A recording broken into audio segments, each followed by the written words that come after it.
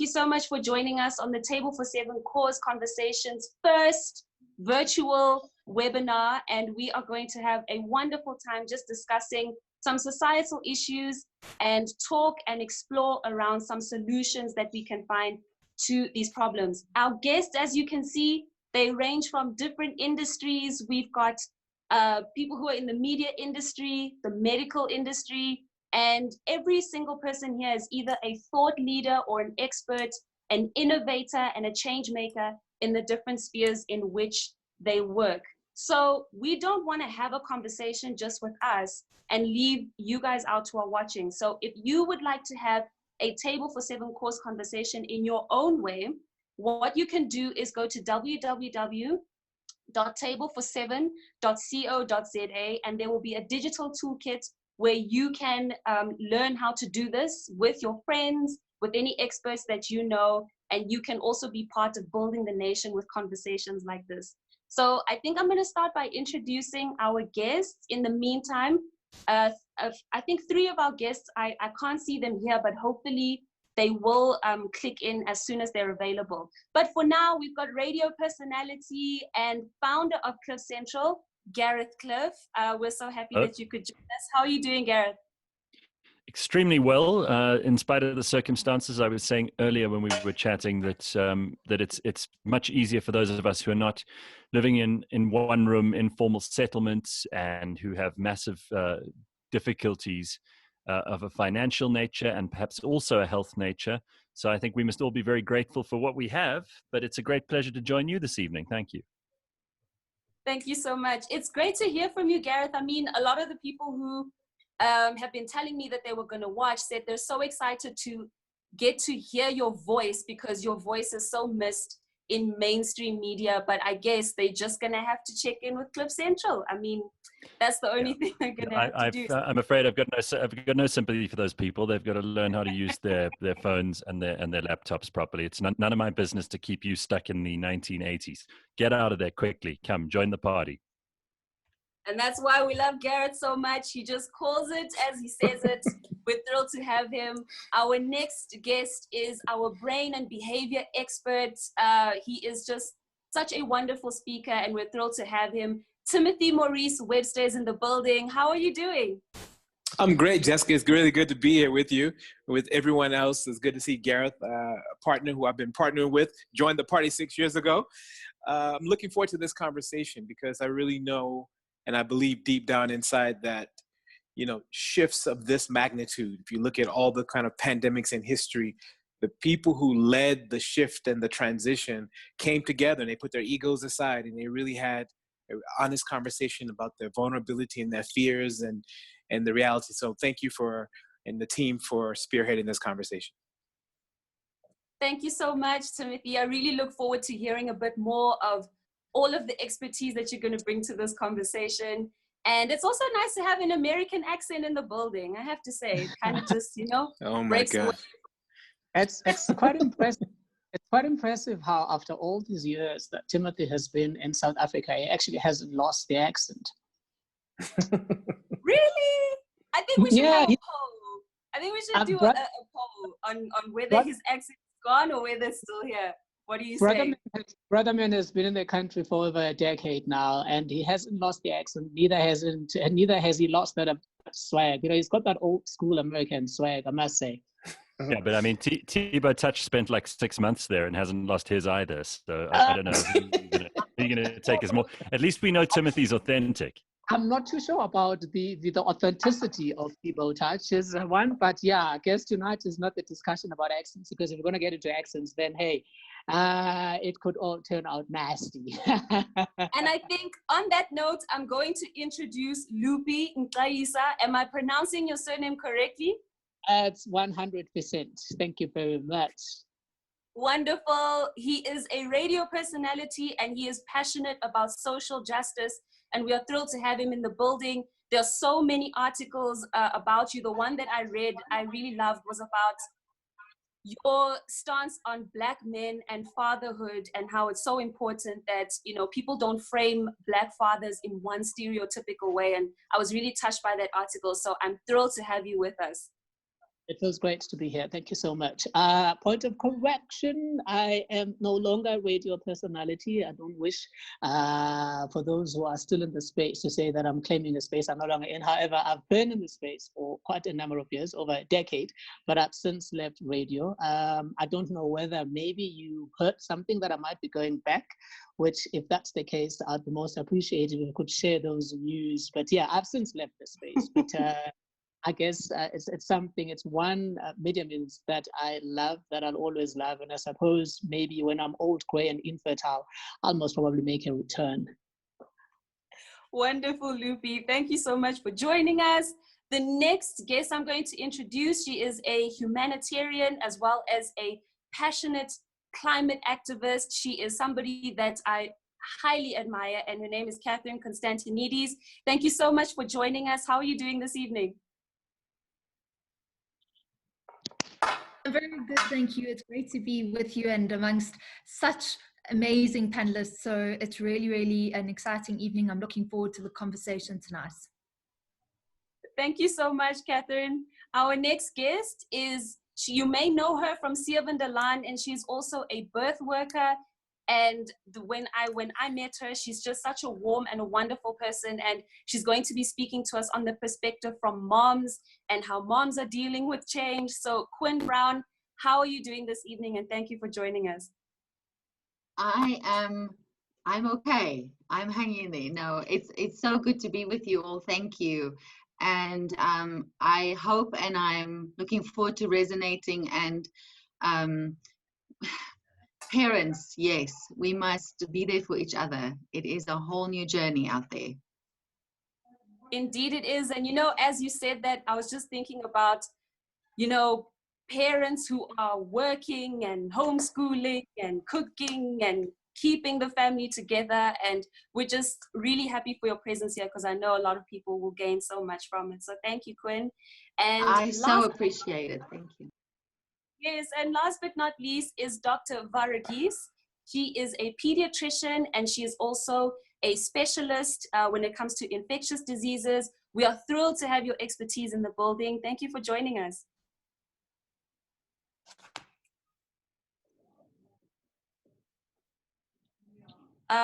Just to the technical team, we just need to make sure that her mic is unmuted, because I can't hear her response. Hi, There we go. Really a privilege and it's a pleasure to be with all of you. And I was saying, I feel really, really inferior. I mean, looking at all the personalities and the famous people, and yeah, but I am really thrilled to be with you, and I'd love to share some of what we have experienced as healthcare workers during this pandemic. Indeed, that's going to be quite important for this conversation. And every single person here has just got so much to share. And I'm going to open up with a blanket question, if you will, for each and every one to answer. If you can do this in 1 minute, if possible. The radio personalities, please try to keep it within 1 minute. But how has the pandemic impacted your life on a personal level? From a business perspective, how has the experience of the pandemic, the lockdown, been for you? We will start with Gareth, and then we'll go to Timothy, Kath, Lupi, Quinn, and then Dr. Varghese. Well, I don't think anyone can downplay the fact that this is probably the most monumental change in our generation. And I mean, when I say our generation, all the generations who are living through it now. I don't think there are very few people alive who made it through the Great Depression. There are still a few people around who made it through the world wars, but I think in terms of the kind of seismic change that this brings, this is probably the most deep and meaningful change in society that any of us have experienced. So I'm doing okay. I'm fortunate that most of our business, our online business, is digital, and we already do a lot of our work from various locations. So I'm able to do my daily show on cliffcentral.com from home, and so are my team from their various homes. The business is good because we were already in the space of being digital and online, but a lot of our clients are suffering, which means that the knock-on effect is that we will suffer. And I'm afraid that's how it's going to be for a lot of businesses as we move out of the phase of concern over the spread of this virus and into whatever phase comes after this. I have good days and bad days, like I'm sure all of us do. There are those days where you wake up and you go, okay, cool, a chance to make a real difference, start anew. And then there are those days where you go, actually, I don't know how this is going to turn out, but it doesn't look good. So I think that's probably true for all of us. Indeed it is. And I think you've expressed those sentiments really well. Timothy, how has the experience been for you? Well, I'm quarantining alone, except for I've got my 2 mannequins here. You see them behind me? This is Teppo and Greg. I've realized that they have extraordinary personalities, and I'm really enjoying them. On a professional level, I am, 30% of my business, is speaking, and almost all of that is gone. And now the kind of webinar space is, exploding, but, most everyone wants to do things for free, which is interesting because, we embarking on this new sort of chapter. My consulting clients, I've got a client in Soweto owns a commercial business where she owns a number of properties. None of her tenants have paid. So, she's taken an emotional toll, and it's real out there. And so, which is why I'm glad we're having this conversation, is that, people are taking a real knock and really thinking about the psychological implications of what this knock are is something I've been focused on, creating content for my podcast with Cliff Central. And we're having a lot of fun in the digital space, and the digital space is really, really growing, and I'm enjoying that. So there's really ups and there's downs, and I'm riding this roller coaster and trying to stay locked in and not fall off. I was gonna ask if you wanna why none of your mannequins have female names. Is it just a bro code, homies? It's because they wear the same size as me. I use them as a closet as well. I think everyone can admit somehow we have to talk to somebody to get through, all this isolation. But thank you for your thoughts, Timothy. Catherine, Sure. How has it been for you? Well, I think I have to agree with everything that's been said by both Gareth and Timothy, because there are those days where they're good days and then the bad days, and they both have their extremes as well. I think that from a business perspective, for me, it's really very hard because so much of my work relies on me being on the ground in communities, working with people. And so that is not only something that I can't do right now, but I think for the foreseeable future, that is going to be something that shifts and changes fundamentally, because when lockdown lifts, there are going to be fundamental changes. There is no normal. And so I think that is something that I've had to try and think about, well, how do we do this differently? How do I have an impact and be able to do the work that I do in a very different way? And then there's the speaking work that I do. And as with Timothy, all of that is cancelled indefinitely at this point. And so financially, it's a difficult space to be in. And I think that, we be fooling ourselves if we don't admit the mental strain and the mental health situation that we all find ourselves in. Sure. Wow, I can resonate with what you are saying. And I guess as a climate activist, everyone would think those who are championing, we all are championing for the planet right now, but we think that, oh yes, the pollution is going down, people can, where there was smog, there's no smog anymore, and there's less, pollutants going into the air, and the air is fresh, but at the same time, this still has an impact on what you do. And it's so refreshing to hear you speak so openly and honestly about that. So thank you, Kath. Lupi, any thoughts from your side? I know since our sound check earlier, you've been burning with so much to say. So here you go. I'm pretty much covered by what my colleagues have. I basically share the sentiments of my colleagues, particularly when it comes to how all of us stand to fare worse financially, during and post the pandemic. Working in the communication space, those jobs and those gigs are gone. And the reality is no one can survive through one revenue stream.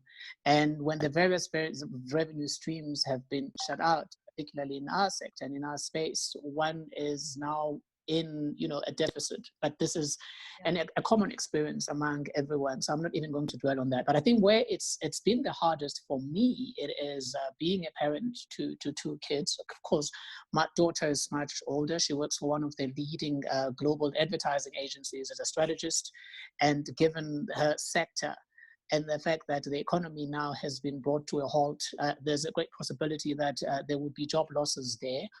Having a 5-year-old son who has just started his academic career or at school, and now his world has been turned upside down, and watching a little one with limited vocabulary to express the internal turmoil that they are experiencing is actually quite devastating.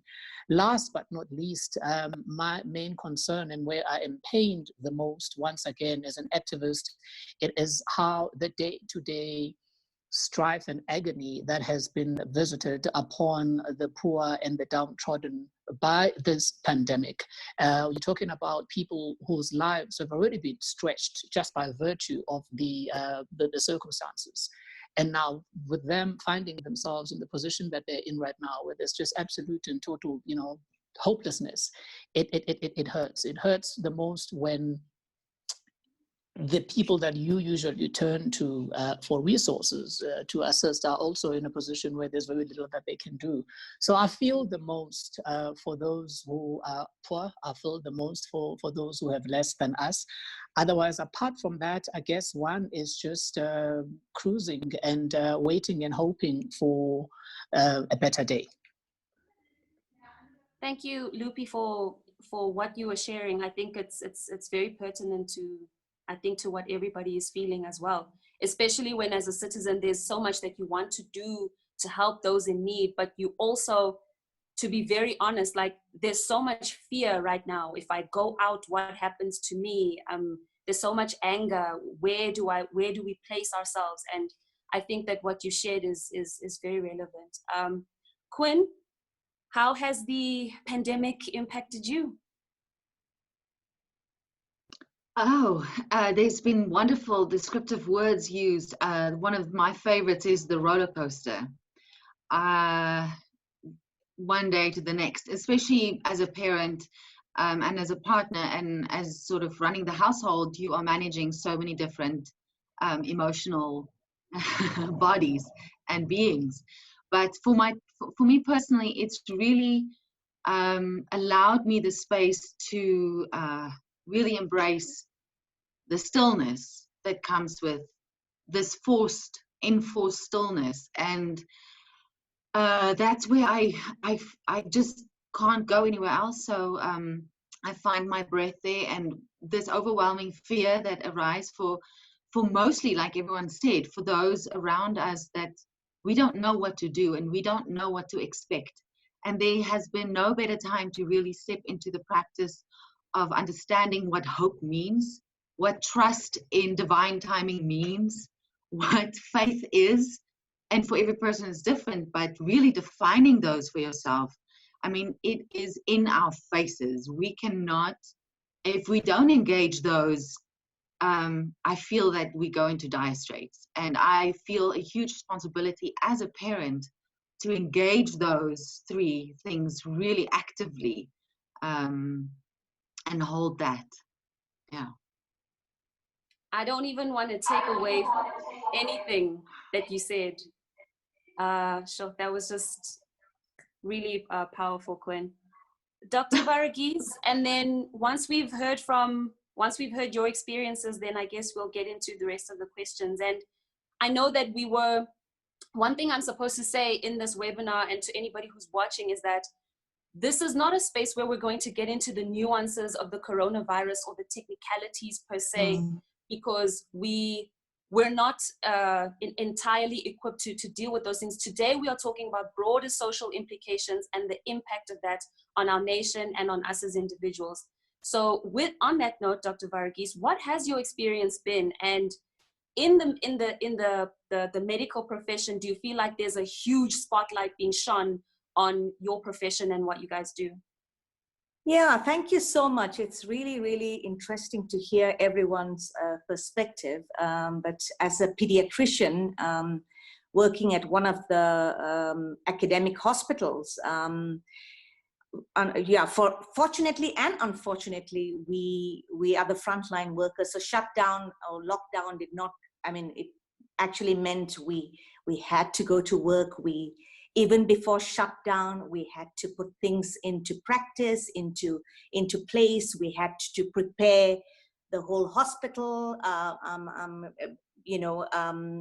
We had to make sure that testing was done. We had to make sure the wards were ready. We had to make sure there was protective personnel equipment for the staff. For protocols had to be drawn. It was a big thing for the doctors, especially us working in the front line. And also, as you said, I'm not going to go into the technicalities, but we didn't know so much, and we don't know so much about this. So that's what makes it also quite difficult for us as healthcare workers. But our duty is obviously to our patients, but we also have a duty to our staff. So there was a lot of things that needed to be done. Protocols we had to do. We had to teach our staff. We had to teach the public. We had to stop our medical training, so to speak, because we're a medical school. So it's huge. I mean, even meetings that we had are all virtual like this, and yeah, so it is, as everyone says, we also have our good days and bad days, but as healthcare workers and as senior healthcare workers, we generally have to have more good days than bad days, because we need to,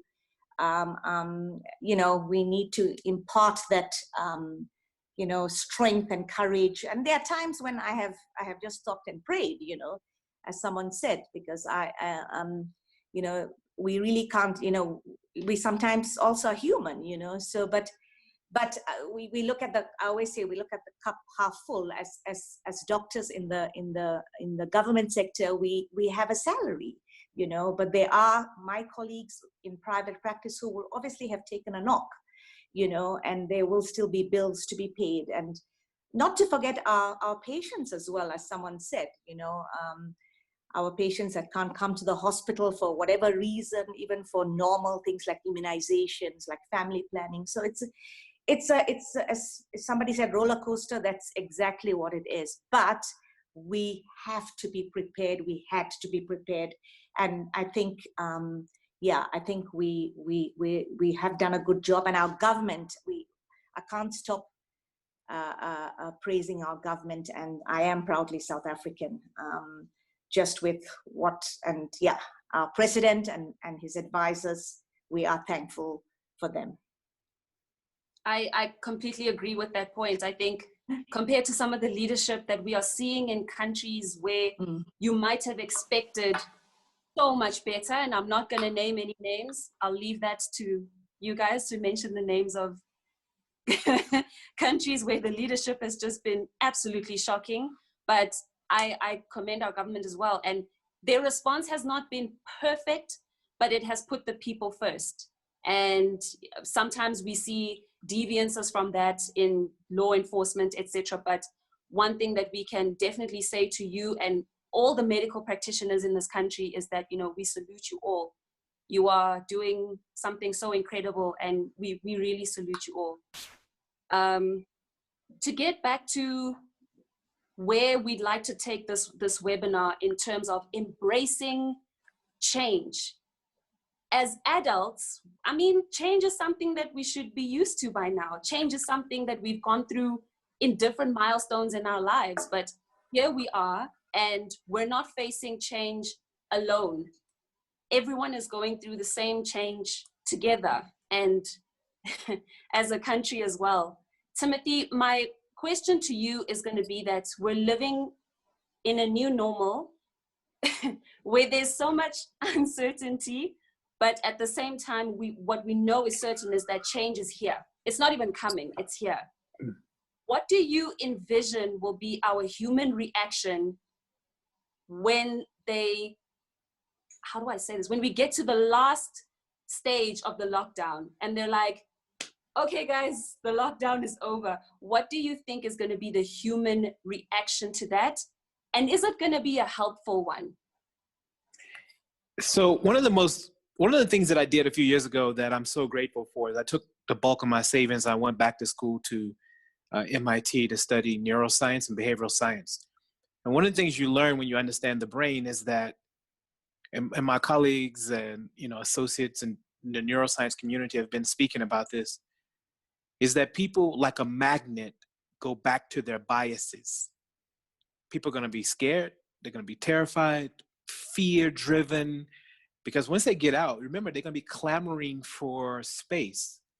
I was speaking with the Society of Civil Engineering earlier today, and people are scared. The contracts, the development is not happening. So people are going to be grasping for the last few, what they feel is they need to survive. So because people are going to be in survival mode, it's going to be important to be aware that people are going to go back to their tribal kind of mentality, the groups they feel safe in, and so forth.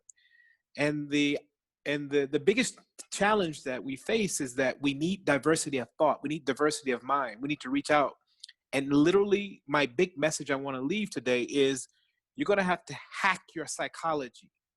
And what that means fundamentally is this. On social media, for example, the algorithms drive you to the same type of thought. It drives you to the same type of emotional stream. You're going to have to look beyond and literally seek outside of your comfort zone to find voices, spaces, and networks that are different, that are challenging you, that open up channels of conversation. So people are going to be magnetized towards sameness into the things that they know, and the people who are going to succeed and rise are going to have to hack that to override these sort of instinctual sort of behaviors to go back into the sameness. And one of the ways to do it is with social media. Go beyond what you know, go beyond who you know, and find spaces and opportunities and investment channels, etc., that give you a space to be different and embrace that. I literally was writing that down as you were speaking. Wow, I think gravitating towards sameness is a human reaction, I guess, because it's where we find comfort, and it's what makes going through all of this a little bit easier, I guess. So that's really pertinent what you said. And the next part of the question is, we can't, sure, so we won't be able to predict the future, but in what you said about embracing change in a completely new way and going beyond what you already know, if we're already doing that, how would you say we can wean ourselves away from looking for sameness? Because sameness is where we find comfort. Part of it is designing what I call your second brain. So if you know that your instinct in your first kind of primal brain is to be drawn towards your kind of emotive, instinctual needs, then you have to design a second brain. Let me make this real simple. We all have these second brains. When you put your keys in the same place every day, what you're doing is you're creating a network in your home so that you don't have to spend energy thinking about it. So what I do is that I make sure that my dishes are in a certain place, my keys are in a certain place, and that network around your home is a form of a second brain. So when we leave this lockdown, I would recommend we create a second brain post-lockdown that goes, I have to, at certain times of the day, reach out to specific type of networks. I physically have to design an engagement that responds to what we're dealing with. So you can't expect it to happen organically. You've got to design it. So design your second brain to go, what do I want? I want a broader network. I want people in my life who are enriching. They're not stuck on negative sort of thinking. So maybe part of your design is sort of slightly moving back from negative people. But whatever that design is, be clear about what you want and how you want to complement the next chapter of your life with this kind of system that you design. Do not expect it to happen organically. Design it. Design it. Design it. Caught it, captured, locked. And to everybody who's watching, I hope that you've captured that as well, because that was really great. Going to Catherine and Lupi, you're both extremely active and vocal for human rights and social justice, and you're both doing incredible work. So what are your thoughts or areas of concern for South Africa now? For South Africa now, excuse me. When we think about South Africa is such a complex space. We have the elite, we have the middle class, we have the needy, we have vulnerable middle classes where, I mean, one breadwinner is gone and it literally swings that whole family into poverty. And with such a large population of those who are in need, what are your concerns for human rights in South Africa right now? And we'll start with you, Catherine. Thank you. I think that the crisis has definitely deepened the fault lines, and the problems that we face as a country have been sharpened during this COVID period, during this lockdown. And so what we're seeing now is the depth of desperation, poverty, hunger amongst our people. And it is only highlighted now because of COVID. It's not to say that it wasn't there before. It has always been there, but we're now looking at a very different landscape where our people are suffering immensely. For those that have actually gone into the townships and rural areas during this lockdown, which I have, and I've gone with NGOs looking at what is happening on the ground, handing out food parcels, the need and the desperation for food is something that we should never be in that space to start with. And it's absolutely frightful.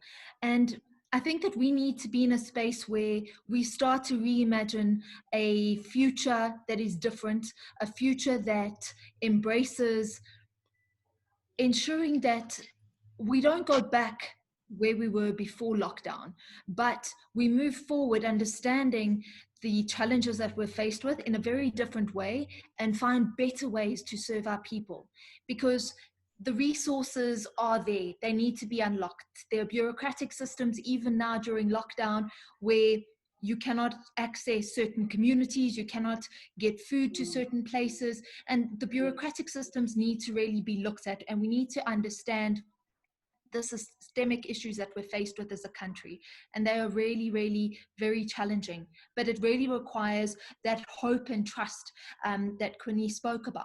And it's really asking ourselves important questions, because as that lockdown lifts, we need to strive to be better South Africans. We need to ask ourselves fundamental questions about what is it that we do on a daily basis that really extends ourselves to another person, to somebody that's perhaps different. Just like Timothy has said, you know, broadening our horizon, our landscape, those that we access and really engage. We need to become better human beings. And I think for me, one of the important lessons coming out of this lockdown is, what does it mean to be, not to strive to be a better South Africa, but to strive to be a better South African? What is it that we want to ultimately be as people of our country? And we have to understand the inequality of our country. It stares us in the face, and it is going to be our greatest pain if we don't address it.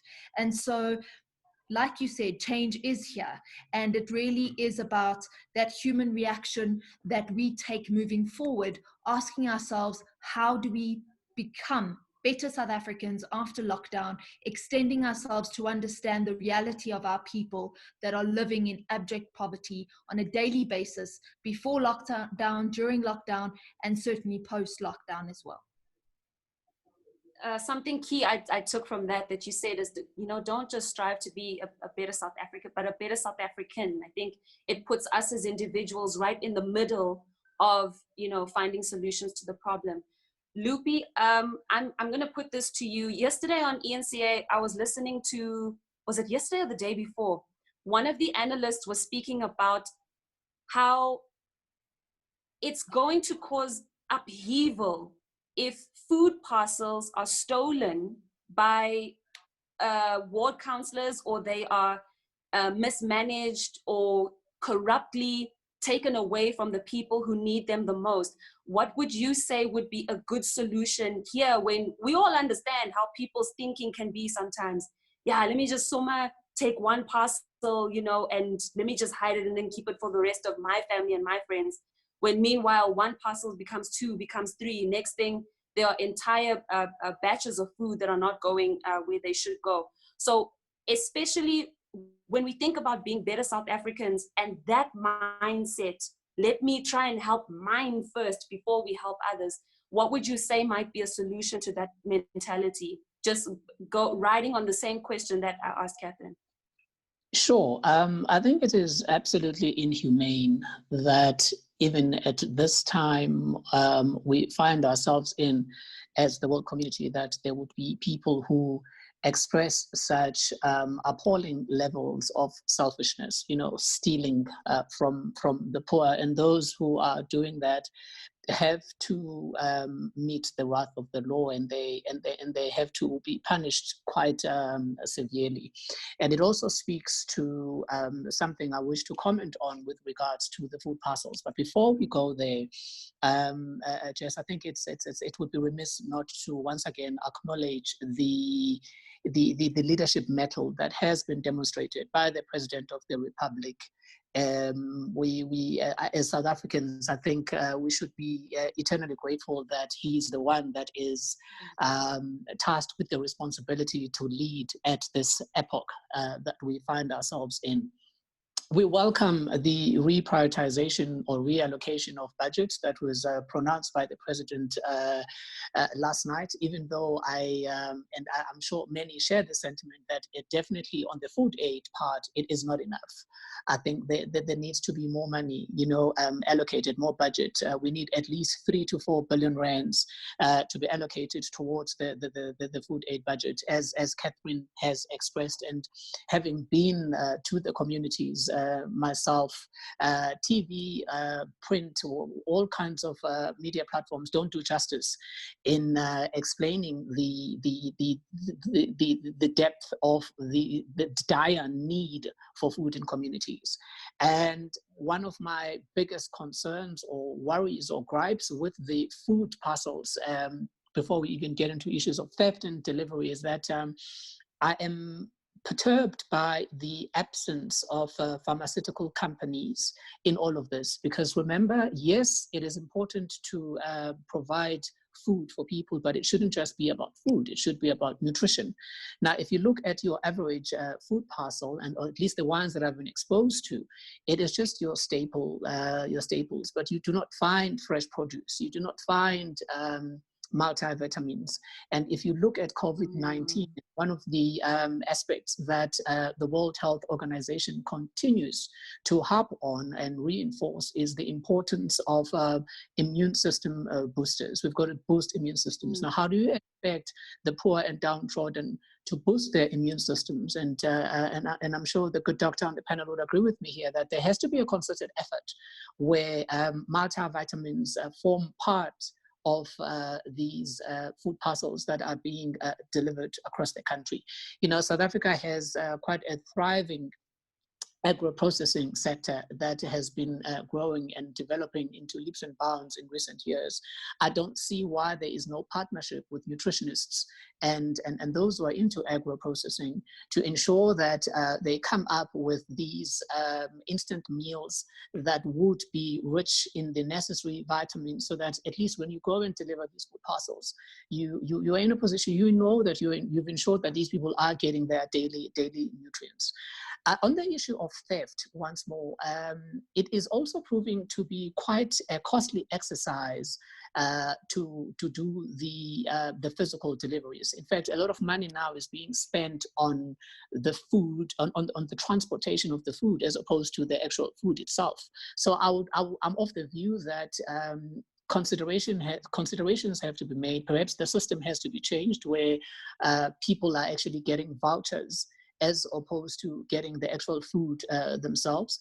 And I think that would also enable, if you're getting different vouchers, this will also enable the the informal traders who are dependent on selling their fresh produce to be basically brought back into the economy, as one in an informal settlement would be able to then go and redeem their coupon or voucher and get the veggies that they need, and both parties stand to benefit.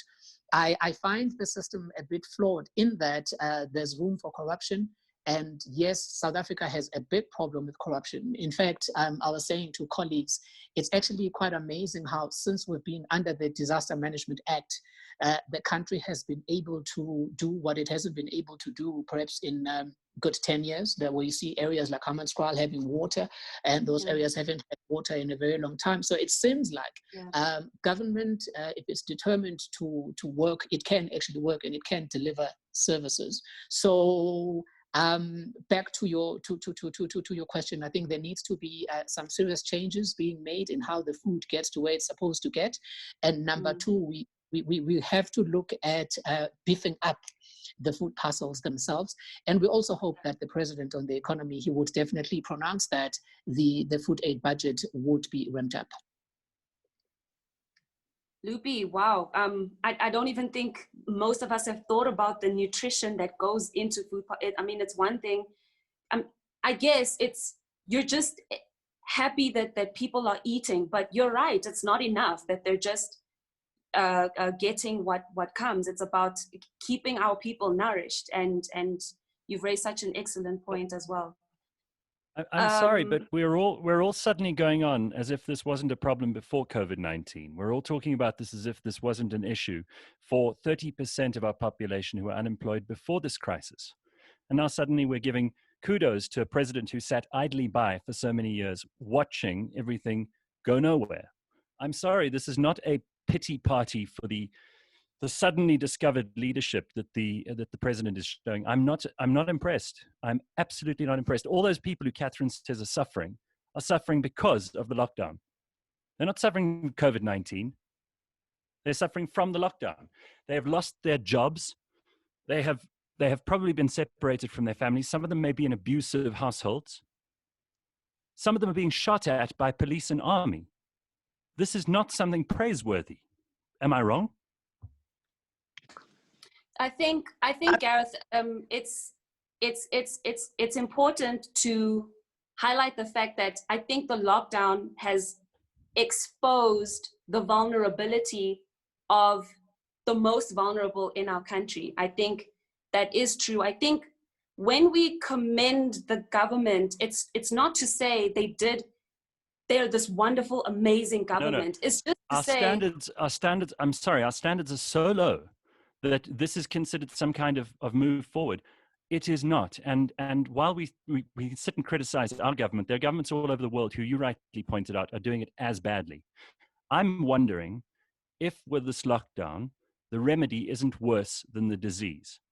That's all I'm saying. What do you mean? And it frightens me how quickly people are willing to give up their civil liberties.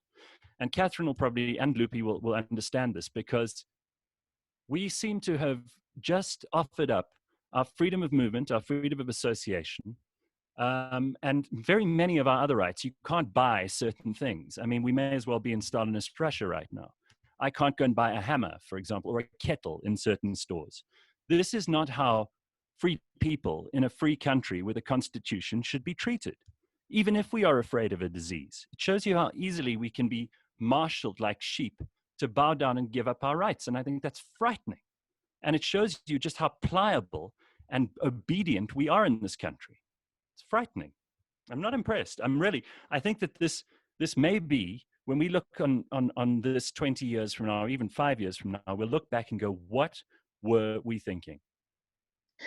If I were to come in there, Gareth, and you're well within your rights, to express your dissatisfaction, and to a degree, you are pretty much correct. We've had, as a country, we've had 25 years, and what have we been doing in those 25 years? It's a question to ask, and I think looking into the future, I think this situation that we find ourselves right here, right now, is the end of that era. We have been given a new lease. And when I say a new lease, I'm talking about government, I'm talking about the private sector, and I'm talking about us as individuals. We cannot go back to where we were. We cannot afford to now shut down the economy and suffer like this. Let's forget about COVID for a second, even though the conversation is about COVID. But in reality, this speaks to the how careless government has been over the years. It also speaks to how careless. And I'm not talking about being careless, but I'm just talking about how irresponsible and reckless the private sector has been. Because if the private sector has also come to the party, that's not true. That's not true. That private sector is employing most of the people in this country. And those people who are going to lose their jobs now will lose them as a result of the private sector going out of business, which I think suits government, frankly. But Gareth. Can I ask this favor? Okay, before we're gonna go there. We're gonna go there. I just want to make sure that we give our other two panelists a chance to get their moderated question in, and then question and answer time, we'll go to those issues. I think Dr. Varghese, you wanted to respond, and also while you are there, I think it's just good for us to just also understand when we do leave this lockdown, what do you imagine is going to be the unprecedented focus on, obviously, respiratory health? We can't just greet the way we used to. We can't socially engage the way we used to. We can't bury our loved ones the way we used to. So from a healthcare perspective, what do you imagine might be the different ways that we have to think creatively about how we remain human, but still try to steer off of what might come if we catch this virus? Yeah, so can I just quickly respond to Gareth as a healthcare professional? I think the healthcare system had to be prepared for the worst, and actually this lockdown did give us time to prepare, to put things in place, put quarantine wards, put ICUs in place, get ventilators, get testing. So I beg to disagree with you there. And I think, look, so for a certain time, I believe, it's lives and it's health and economy. So I agree. Our economy was already in the doldrums, I agree. And the unemployment was, 30%, as you said. So, someone said, why did it take COVID to give this injection into the economy? But I think we cannot just say that. I think he was advised by medical experts, by health economists, by everyone, and I personally think that he did the right thing, and I think we are prepared, and we will, God willing, be able to cope with what comes, and we continue to pray for the best, but we have prepared for the worst. And just, in terms of when we go back after lockdown, as was it Timothy that said, we have these two minds. That was interesting. And often when you are told, like I told my husband, when they said we can't go out to the restaurant, the first thing I wanted to do was go out. I was craving just going out to a restaurant. That's our mindset. So I think, but we will have to change to a new normal, I believe. I believe that it won't be like, as you said, what we said, the hugging and the greeting, and we will all have to be policemen and policewomen for that. We will have to still maintain the hand hygiene as much as we can. And, I agree there with Gareth. You worry about where there's no water, but you see people are making, new things, and, but hand sanitizers, that's where the pharmaceuticals should come in. The masks, I think people must wear cloth masks. I think when the public, I believe our government has recommended that. I think it must be enforced. till we have flattened the curve, so to speak, because there is a fear that once we go back, there may be a second wave, and we all have a part to play. I tell my staff, my everybody, my colleagues, I say, when you see someone doing the wrong thing, make it right. Let, as somebody said, not South African, but South African, be kind. If you have 2 loaves of bread, give one away. And I think, but I think it's the social distancing. Yeah, so I personally, I don't think the schools will reopen. I mean, meaning for the children to go back to school. But so mummies, you will have to still homeschool. And I feel sorry for my colleagues who have little children and, and are working. So if you are a stay-home mom, it's easier. But I believe that's going to be the new norm, and we will all have to embrace it. And and we are not in it alone. We are all together, and it's actually the whole world that is in this, together. Yeah. So yeah. You've raised a lot of points, and I know Gareth is probably going to want to respond to some of the things that you said, but I'm going to go to Quinn first, and then we'll go to Gareth, and then he can make mention of some of the points that he'd like to raise as well. But thank you, Dr. Varghese, for mentioning the new normal that we're going to have to think about. And Quinn, Dr. Varghese also mentioned, the fact about moms and kids and how we might have to do this for a longer period of time. But if schools do open, if after the 30th of April, I mean, kids can go back to school, we're not sure when you think about your children and the position that you are in, as a mom, what are your concerns in terms of kids now going into the world not knowing what could happen to them just from the air that they're breathing or the surfaces that they're touching?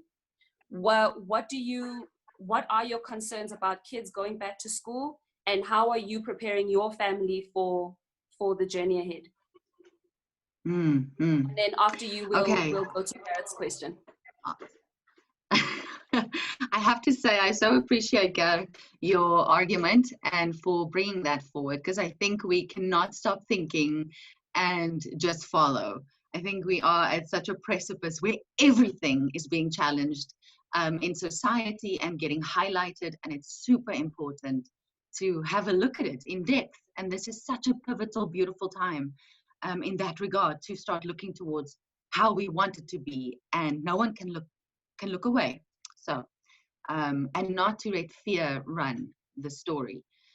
And that's what I teach my kids. So I think the teaching hygiene is what we do. And the schools help so much with that. I have become part of a community. I made a change. I went away from mainstream school because I think there needs to be a lot of change there.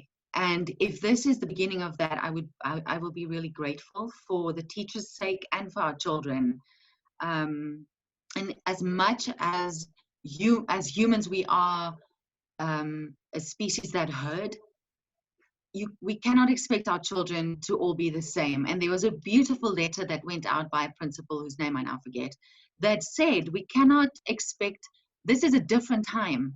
So people that's afraid that their kids are going to fall behind academically or not, they are learning so many other things that had gone missing. One of the most beautiful things that I realized lately is that I think a lot of parents are getting to know their kids. They're getting to understand their rhythms, their learning styles. We will be able to help our children so much more. Now, a lot of parents are probably really appreciating teachers right now. Yeah. Yes, we are. I have always honored and appreciated them, but now more so. I really, that's one of the things people said, why don't you homeschool? I'm like, no. I really, for me and my family, it's not ideal. But our teachers are helping a lot, and they're stepping up and they're helping us out with so many resources, not just online, but activities that we can do with our kids. For example, I don't have the means to print a lot of things, so I have to write out, and they have to be able to. I laughed at you, Gareth, when you said, "Get with the program." We're not in the 1980s. I'm one of those that I'm really working on getting with the program. It's a challenge for us. We're outside people. We're campers. We're back to basics. But this is the time of technology, and there's so many gifts in it, and also for our kids. So going back to school, I'm kind of one of those people that cross that bridge when I get there. But teaching our kids hygiene is a big thing. And to what I loved, Timothy said, is changing our ways of thinking and not getting trapped in letting that cow walk the same route, and really, really engaging different ways of thinking and challenging our biases, because we all have them. And we as parents have to mirror that for our kids. That's really, kids don't learn from what we tell them. They learn from our example. And that's where our responsibility, how we treat each other, teaching kindness. Yeah, germs have always been there. That's a tough question for me to answer, to be honest. I think we're gonna things will be put in place by the teachers. Does that make sense? Did I answer some of your question? I think you've answered most of it. And in fact, you've brought out things that maybe are worth thinking about, that, hey, maybe this was a time for parents to now get to know their kids. There was so many. One thing that I know, so I just want to say this one thing, because this is the reality that I think is going to be one of the hardest things, is going back to having to wake up and get them ready for school. We are living in now we can govern our own rhythms, and suddenly we have to go back to that. That is what I am most scared for. So that's me. Quinn, thank you for the points that you've raised. And I know that as I was checking on the question and answers, there were some comments coming in about, just agreeing with what you're saying. So, that was really important. And okay, Gareth, I think that point that you mentioned earlier about, sheep just following, and why are we just having our liberties taken away? You made me think about all the protests that are happening in America now, where they're protesting and saying, you know what? We know there's a virus, we know this thing is real, but we don't want to be locked up in our houses. And it's causing such a confusion there, because you've got the people who the government is supposed to be protecting saying, look, we want liberty, even though we're fighting this invisible disease. So on that point, the question I'm asking you is, based off of what you said, and you've already said some of it, what do you think South Africans want from leadership in this country? And just going back to the point that you raised earlier. Yeah, just as a little preamble, I think most of the protests that we're seeing in America, and remember, America is a country founded on liberty, and where most people don't trust the government as a matter of fact. And maybe if you look at the way that some people react to Donald Trump, it's a good idea to not trust the government. Some would say the same could be true of Barack Obama or Hillary Clinton. But the reason they're complaining is that there are these capricious and stupid rules that are being made up by governors in certain states about how you can't go on a boat, for example, or you've got to stand 2 meters apart and not 3 meters. Or, there are all these funny rules that individual governors are making. People are just going, listen, and this is true for South Africa too.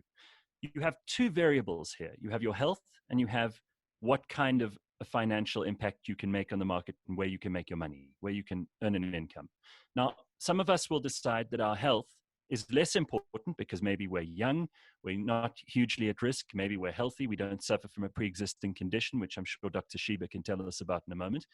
And those people are less at risk in terms of the impact that this virus might have on them. We're obviously still in the early stages. I'm not a scientist, but what I've read is that there are many less people being affected by this. There are people who are completely asymptomatic, and a lot of those people are young. In fact, there are very few deaths under the age of 70 worldwide. So that means that most of us want to get back to work, because that is the way we provide for our families. Catherine and Lupi both made the point that government must throw out more money to help people. And I know they mean well by that, but government doesn't have money. Our government is bankrupt. We are borrowing money. The only place that money can come from is from people adding value to the economy of South Africa and the world. So for people like me, and potentially a lot of people on this panel, we would like to put our health a little bit at risk. It's not a huge risk. We're not going to do stupid things like go out and lick trolleys, and we're not going to go out and cough on each other. Most of us are quite happy to wear gloves, to put on masks, to socially distance and be responsible. But the responsibility for my health is my business. And I don't like being told what to do by government. I also don't like being told I'm responsible for other people's health. So if you're in the opposite side of the argument and you believe your health is more important to you at this stage because you are at risk, then stay at home, voluntary lockdown, and you sacrifice your money. I'll sacrifice my health, you sacrifice your money. Between us, we can come to some kind of social contract in that respect where nobody needs to get hurt. If you are one of those people who's hugely at risk, you can take all the measures you need to look after yourself. But you don't need to grind the economy to a halt. We've had 58 deaths in South Africa up to now, if you believe the government statistics. Obviously, it's early days, so we don't know where that's going. But 500 billion rand that we don't have is going to be put into the economy by the government, which we're going to borrow. And that means your children, I'm sorry, Quinn, your kids are going to be paying that back. Puts 100,000 rands worth of debt on every South African's shoulder. Some people don't have 100,000 rand in 10 lifetimes because they don't earn that kind of money. So what are you doing to people? You're saddling them and you're saddling their children's futures with debt. It's deeply irresponsible. Now, if we consider 58 people have so far died from this disease, and I'm very sorry for that because it's an awful thing to happen. But those people, if you just take the statistics of 500 billion, means that we've paid about 8.6 billion rand for each of those people's lives. It's a horrible thing to think about, but we've got to do the maths. We've got to be practical about this because the government has a responsibility to look after all the people, not just the people who are at risk from COVID-19. And the biggest risk, I think, is poverty, hunger. We see people who don't, as Lupi and Catherine have already said, don't have food. They cannot feed their kids tomorrow. Forget about getting COVID in a month's time. And this lockdown isn't going to kill the disease. It's not going to wipe this virus out. All it's going to do is give us a bit of time. Now, I'm saying 500 billion could have been borrowed by government 6 years ago when it would have cost us less, and we could have paid for our upgrade of our public health service. I'm sure Dr. Sheba will be on my side on that front. We would have spent it on something worthwhile. We would have been ready for any crisis. We would have done what a responsible government should have done in the first place. If I were to come in there, Jason, I agree to. Sure, no problem. I agree with Gareth on the economy has to be reopened as soon as possible, as we just cannot continue at the rate that we're going, given the fact that we still have not recovered from the 2009 recession, and we've already been plunged into a recession. So we've got to open the markets. The economy has to be active. One also needs to caution, however, that given the unprecedented nature of this pandemic, without making any excuses, please do pardon the noise there. It's the puppy. It's got bronchitis. I tried locking him in the room, and he just wants to be on my lap. So I'm keeping him No busy. problem. Show us the puppy. Show us the puppy. Scooby, come. He actually, here we are. Here we go. Here we go. Look at everyone. Can everyone see you? There we go. Oh, man. Beautiful. He so badly wants his life back, just like everybody else. He's sick and tired of being locked down. But I think we also have to appreciate that whatever decisions that have been made right now, they were best at the time that they were made. And of course, there were certain areas that were to be made. And no, but we are definitely sailing on uncharted seas and waters here, and mistakes are bound to be made. But I think we've made the correct decisions thus far. Hence, I'm agreeing that the economy has to be opened as soon as possible. Of course, it has to be opened gradually, and certain considerations have to be put in place, because we can't, once again, just flood the market, because if we do so irresponsibly, we then stand to spread the virus, and this will once again become the responsibility of the state to look after the citizens. So yes, I do agree that let's open the market, let's get people back at work, those who can't back at work. I'm a bit concerned about the kids. I'm definitely not sending my son to school anytime soon. I'm not going to risk, but yeah, let the markets open. And on the government issue, I think finally now, if the government does not take, or rather the government does not act speedily post this, then I do not know what it would then take for government to actually work hard. A lot of work has been done. Having said that, there's been tremendous improvements, but a whole lot more can be done. Yeah, we've got a question here in our question and answer box, and I guess anyone who wants to answer this most certainly can.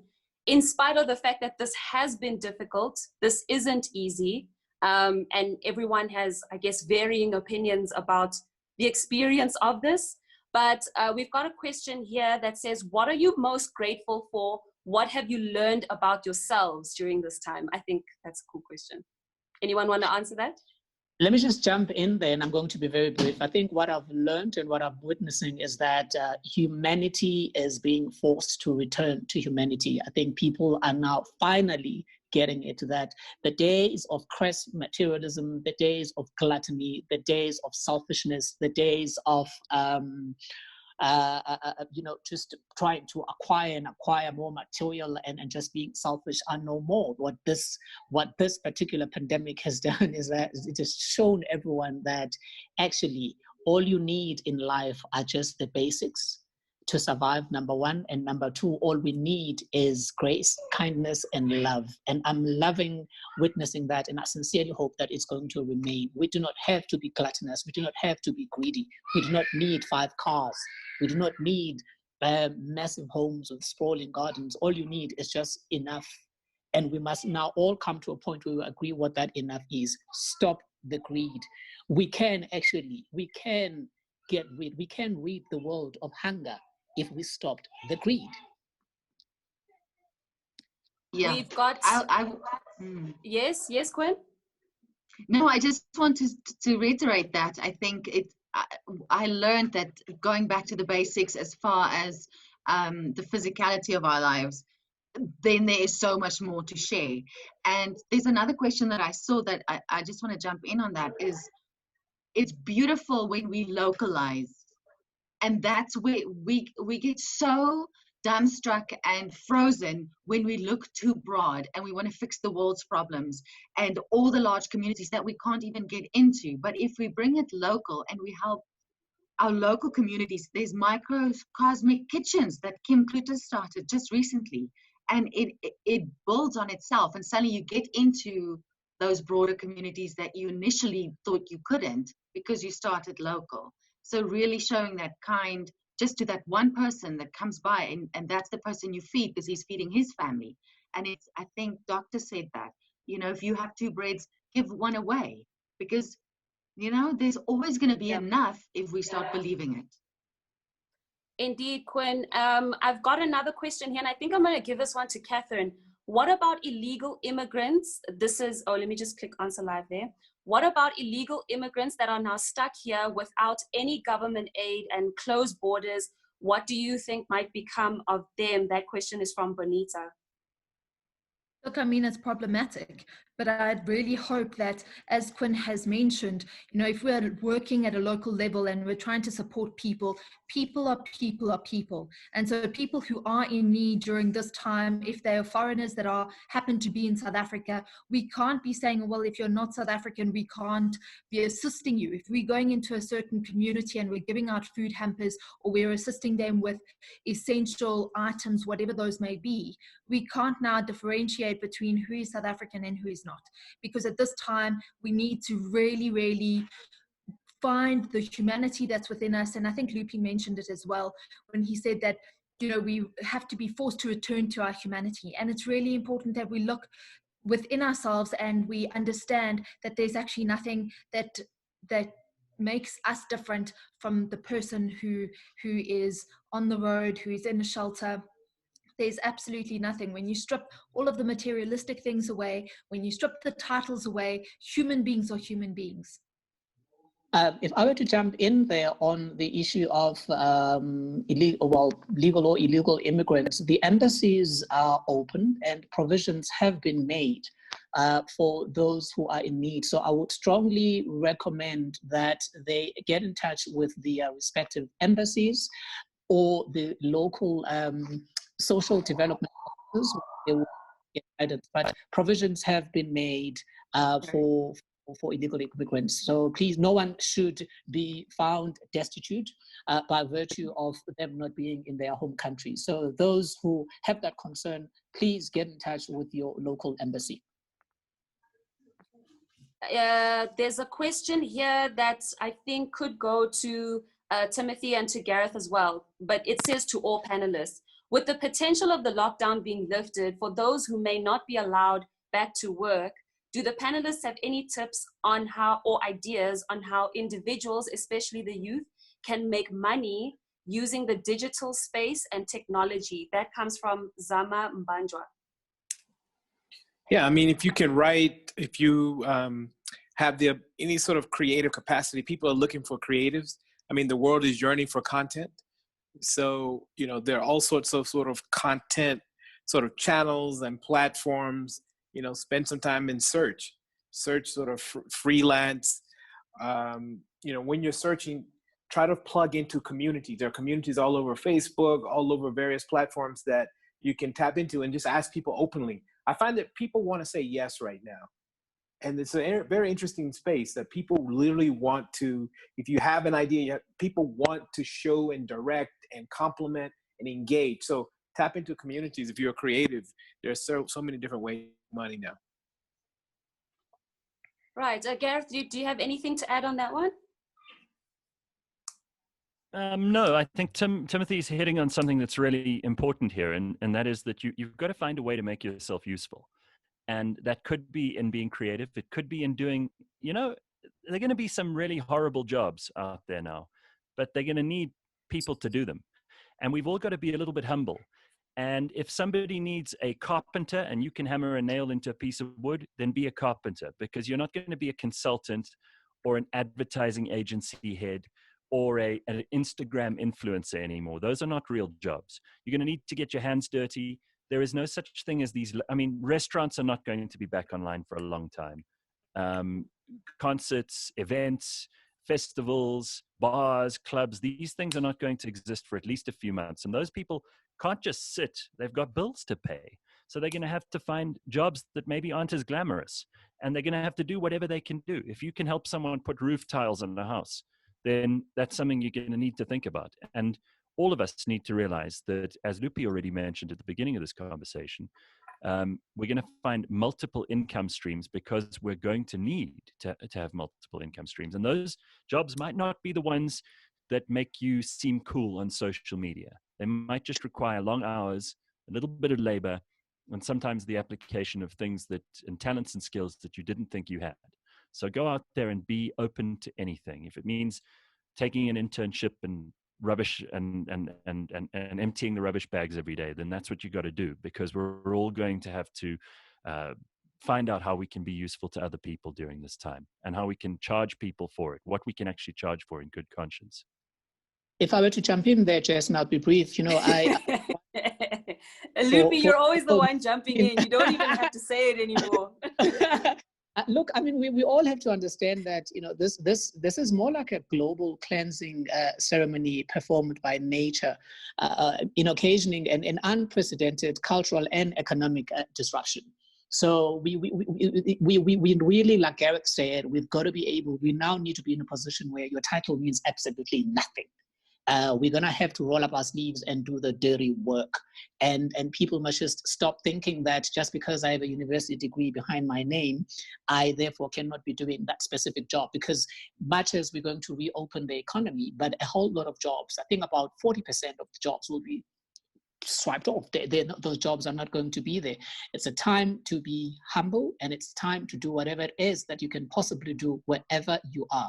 But this also calls on government to fast track the provision of Wi-Fi, because free internet is actually a human right, and the South African government has been violating that human right. You cannot expect people to partake in the digital world when millions out there still do not have internet access. So the Department of Communications, or whichever department that's responsible, is going to have to ensure that in the next couple of weeks, more and more people have access to internet. To everybody here while we're not in a room, but we're all in this webinar together, I just want to thank every one of you for taking time out of your clearly very busy schedule. I mean, you dodged the traffic and you dodged, all the places you had to be just to be here. I just want to thank you all for sharing your moment with us as the Change Collective Africa. If you could give your last words in one sentence, what would they be? Starting with Dr. Varghese. Last words in one sentence.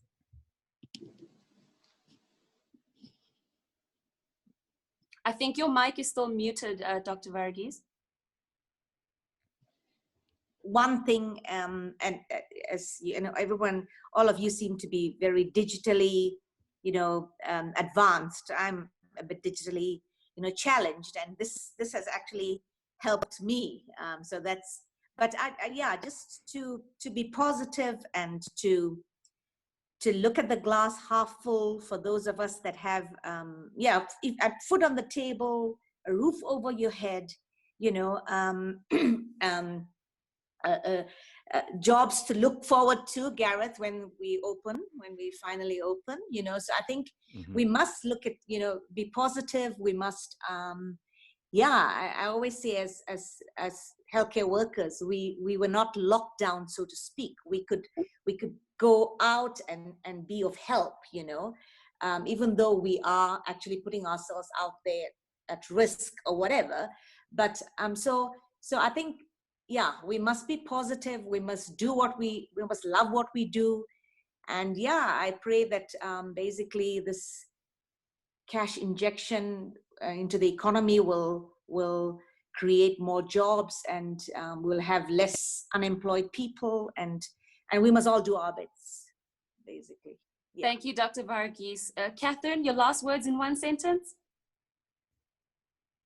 In one sentence, I think imagine a future that is fundamentally different, and don't do nothing because you can only do a little, because we all have a responsibility. We are all in this together, and we all have to make sure that we find the best way to move our country forward out of this space. Thank you, Catherine. Timothy? One of the things that can be done right now is to do what you say you're going to do. People are going to be looking for delight.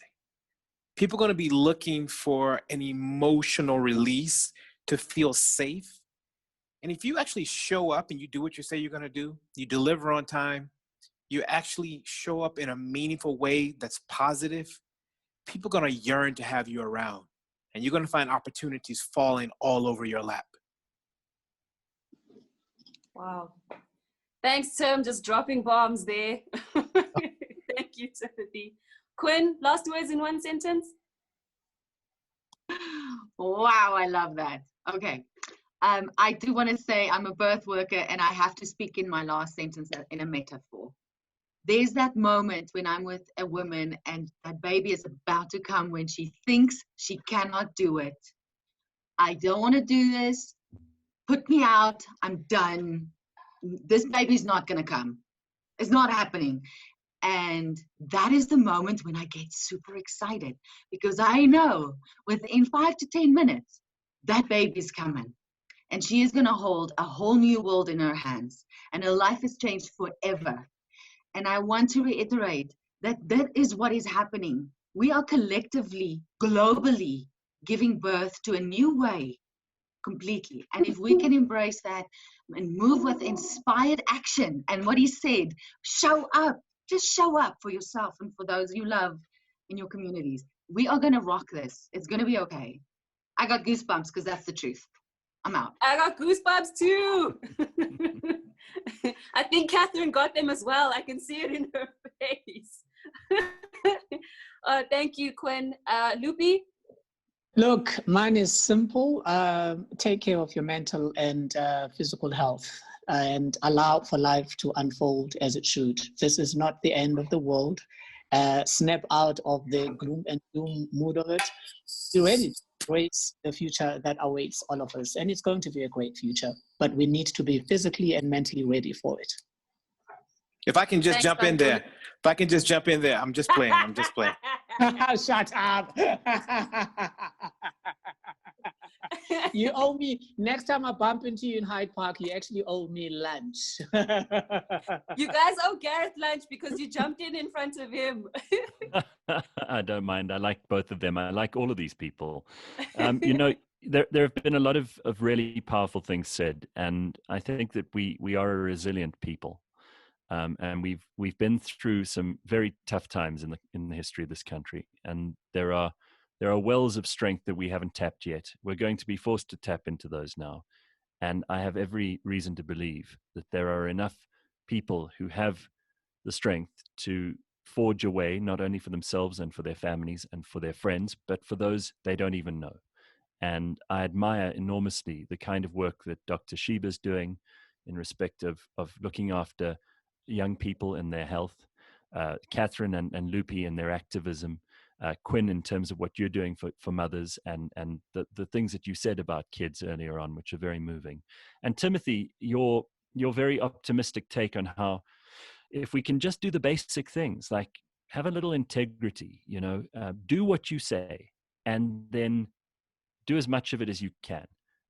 Don't break the promise, and look after whatever you can. If you have extra, share it. If you have a way to create an opportunity for someone else, do it.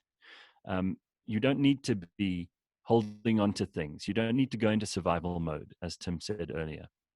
And China must pay. You sounded like Trump there for a second. China. He really did. China Really must did. pay. No, this is a massive. Let's not pretend that this is nature coming to clean things up.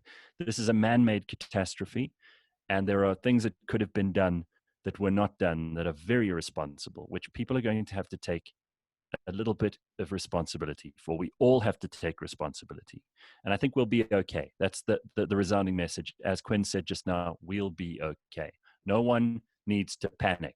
Let's just all be calm and help each other.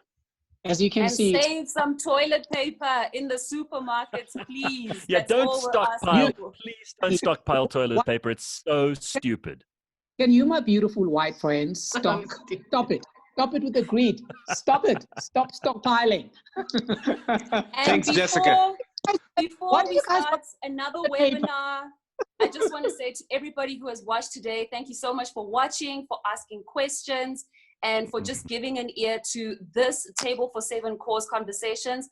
How we had wished this would happen is that all of us would be at a dinner table, sharing a meal and coming up with solutions. But perhaps this is what we have been allowed, and it's been such a great space. So many solutions have come out of this. I'm glad we've got this recording, and we will put it up so that anyone who didn't get a chance to watch now can watch it again. Please visit www.tablefor7.co.za for you to get a digital toolkit so that you can do this in your own space. Maybe you might not get Gareth, and maybe you might not get Timothy and Dr. Varghese and Catherine and Quinn and Lupi, but your friends and your family and those who are within your network, it is important that we all remember that a small conversation can bring great change in the world. So from all of us at the Change Collective Africa and everybody who's here, thank you guys so much. It's been great. Enjoy your evenings. Good night. Thank you to my dad for holding the lights because we don't have electricity. Why don't you have electricity? They cut us off. We in complete darkness. So No, my but dad I- is here in the corner. Sometimes he holds the light too close and then I look white. So, Wow. so thank you to my darling. parents for Look just amazing. holding the lights for an hour and a half. Thank you so much. Wow, that was That's awesome. great. Thank you. Thank you so much. Okay, we gotta Bye-bye. go to Thank bed. you guys. Good night. Good night, everybody. Here's another friend. Really, Say really good night. lovely talking to all Oh, of good my Laura. night. Guys. Good night, everybody. Oh, who's that? Bye. Everybody's This is children are so Laura. She's dead beautiful. tired. I know. Good Okay. night. Bye, Queenie. What's her bedtime? Bye. Proudly South Guys, I'll see you on the other side and we'll have coffee, everybody. All right. Yes. We'll see you on the Bye. 30th of April. Coffee and some strong whiskey. Yay, Oh, I like it. yay. All right. Good night. Bye. Bye. Daddy, what did you do? It was nice now chatting to everyone. I want a snack.